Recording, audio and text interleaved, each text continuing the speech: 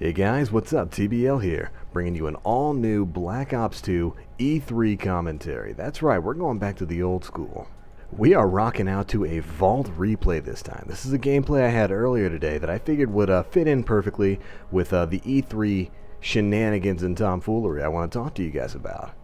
But that's right, E3 is currently ongoing in Los Angeles right now. So actually, it is the end of the first day of E3.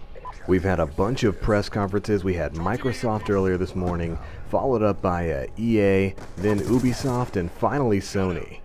Definitely a lot of newsworthy events went on today, and we're not going to have time to cover all of them, but I want to try to get through as many of them that I felt were awesome, in my own opinion. Really cool stuff that we had going on today, in as quick a time as possible. Good luck with that though, right? I mean, because there was a ton of cool stuff that was unveiled from pretty much all the parties today. Even Nintendo, who isn't really having a major presence until tomorrow, managed to get quite a few headliners out today, mostly in the terms of the virtual console, but we'll get to that in a second. Right now, let's talk a little bit about this match. Now, as you can see, this is a basic game of Domination. That is my favorite operational game mode in this, pretty much in Call of Duty history. I've always loved Domination. It's just a great, super fun game mode, and if you can get a decent team together, there's really nothing like it. Now, I am using the Type 25 here, aka my baby. I love this thing. It's got an insane rate of fire, it's super stable, and it looks really good. It kind of looks like an LMG from the position that you hold the gun in, but you know what? It's just a super cool weapon. I love this thing, and it's one of my favorite to use. And whoops, looks like we got a little bit of jitteriness there in the good old Vault replay, right? Moving on, I am rocking the high-level kill streaks. We're going Orbital VSAT into Lodestar into VTOL Warship. I find that to be a super fun combination in a game mode like this, especially on a wide-open stage like Turbine.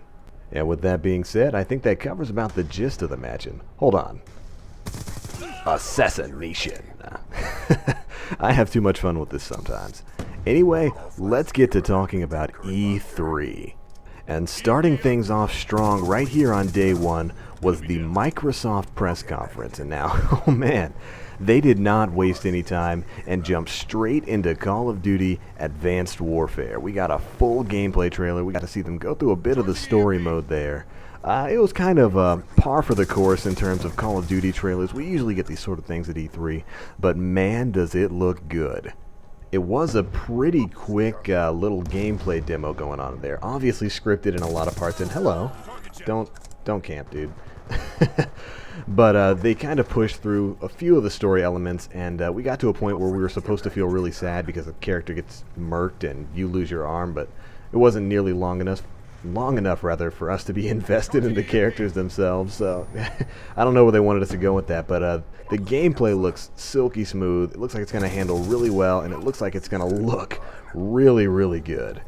Beyond that, we also got confirmation that Microsoft will still be getting the Call of Duty DLC content earlier than other companies, so earlier than Sony and possibly Nintendo, which gave me a super frown face. I'm so sick and tired of having to wait a month and a half or however long the period is between the Xbox or the Xbox 360 or the Xbox One getting DLC and then everybody else. I don't see that as a benefit to the companies or to the players at all.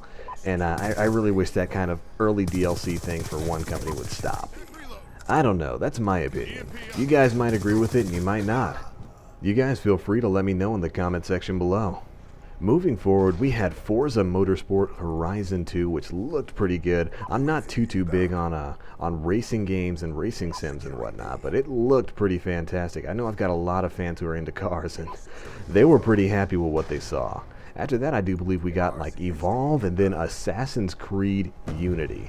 Oh man, I've never been too big a fan of the Assassin's Creed franchise, but I might get into it with Unity. The whole four-person co-op assassination thing really just screamed at me. I'd love to do that. The next thing that caught my eye was Dragon Age Inquisition, which is of course the next entry in the Dragon Age franchise. It's a pretty good series if you guys haven't gotten into it, and this upcoming one looks pretty good. After that, the next thing that caught my eye was the Dead Rising 3 DLC. Holy crap, there are no words, you just need to watch it for yourself. Alright, I want to move forward to the next press conference, so we need to cover the rest of the big Microsoft reveals pretty quickly, and that would be Halo Halo. We've got the Master Chief Collection detailing Halo 1, 2, 3, and 4. All of them together on the Xbox One, while preserving the original game's engines and multiplayer modes. There's going to be over 100 multiplayer maps running on those games' original engines on dedicated servers.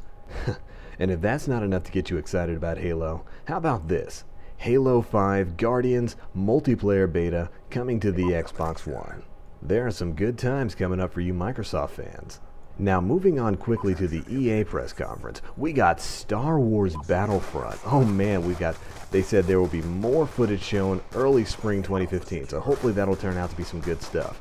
Mass Effect 4, of course, we got a new BioWare IP, The Sims 4 if you're into that sort of thing, and oh man, Battlefield Hardline. If you haven't seen the trailer or the gameplays for Battlefield Hardline, stop this video. That's right, I'm giving you permission. Go ahead, stop this video and go look it up right now. I'll wait for you to come back. Oh no, seriously, I'll wait. UAV inbound. Did you do it? You back? Alright, so you seen it? So cops versus thieves, heists, and all that good stuff? Oh man, it looks awesome. They are actually hosting a closed beta for the PC and for the PS4 versions of the game. I have signed up for it. I'm waiting for an invite. Hopefully they get back to me on that. And I'd love to get some gameplays up for you guys. But that's pretty much what excited me the most about the EA press conference. After that was Ubisoft, and they started off strong. We started off the Ubisoft press conference with a full 5-minute intro sequence for Far Cry 4, and oh man, that looks like it's going to be serious. Just definitely an intense cutscene that we got to see in there. And then the next 5 to 15 minutes was Just Dance 2015 and Just Dance Now. I'll let you figure out how that went. Beyond that, we got more views at Assassin's Creed Unity and Tom Clancy's The Division, which looks like it's going to be a fantastic co-op experience, man. Can't wait for that. Then Ubisoft got all up in our feels with a little game called Valiant Hearts: The Great War. Go look it up, it'll make you cry. After that, Rainbow Six Siege. We got the first Rainbow Six title in 6 years, and it looks great. Not too much more to say about that. Now finally, wrapping up day one, we got the Sony E3 press conference, which can be accurately described as 2 full hours of nothing but games. And a little bit of PlayStation TV, but mostly games. Seriously, there was so much shown that I literally have to like machine gun off the names. We started off with Destiny, then we got some gameplay footage for the Order 1886, which looks amazing. We got a little, not so much an indie game, although kind of an indie game called Entwine that's going to be available right now on the PS4 for $9.99. Looks super stylized and super pixely. We got standalone DLC for Infamous Second Son. Little Big Planet 3. Oh man, be still my beating heart. After that, we got a brand new game from the company is called From Software. You guys should recognize that name. But a game called Bloodborne. Then we got a bigger look at Far Cry 4. Got a little bit of the gameplay elements in there. We got to see some pachyderms attack people. That's right, weaponized elephants. Turns out that's not just a thing in Middle-earth. We got a brand new Dead Island, some Last of Us DLC for Diablo 3, that was out of nowhere. A better look at the upcoming PlayStation streaming service, PlayStation Now, which I'd love to talk to you guys about, but I'm kind of under an NDA and I can't talk to you about it, at least not yet. Grim Fandango Remastered. Oh man, it got good. What's more, we got a ton more indie games, a better look at No Man's Sky, which is essentially 3D Starbound, YouTube support for PS4, which is amazing. We can stream and directly upload to YouTube now from our PS4s, a couple of free-to-play games, absolutely nothing for the Vita except Minecraft, Batman Arkham Knight, GTA 5 for PS4, and the 2 biggest pieces of bread from this table. A 5-minute long Metal Gear Solid 5 The Phantom Pains trailer, and then finally Uncharted 4 A Thief's End. Talk about ending on a strong note. So needless to say, Sony is absolutely no slouch this year. They came with their absolute A game, and I'd say they really knocked it out of the park. Anyways, that pretty much wraps up day one and the major things that I thought were super awesome at the E3. This isn't everything I wanted to talk about, but hey, time's running out. For this match, we did wind up going 42-4. I actually don't think I died at all in the second round there. Anyways, with that being said, we're going to go ahead and wrap this video up here. Anyways, like I said before, I just wanted to do a quick wrap up of what I thought was awesome right here, day one E3. Coming up tomorrow is nothing but Nintendo. We've got the Super Smash Bros. Wii U Invitational Tournament happening at around 9 a.m. Pacific Time, so about 12 o'clock Eastern Time. Following that, we'll have several Nintendo Direct type streams, as well as the Treehouse Open, where Nintendo will be showing off hopefully a ton of brand new Wii U and 3DS games. I know I'm super excited, and you guys should be too. Woo!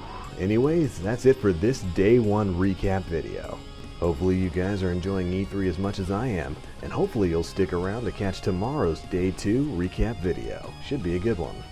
If you guys missed any of the press conferences, I'll have links to all of them, as well as summaries, plastered right there in the description box below. Anyways, that's it, and I'm out for now, guys. As always, I am TheBlackLink. You guys stay frosty.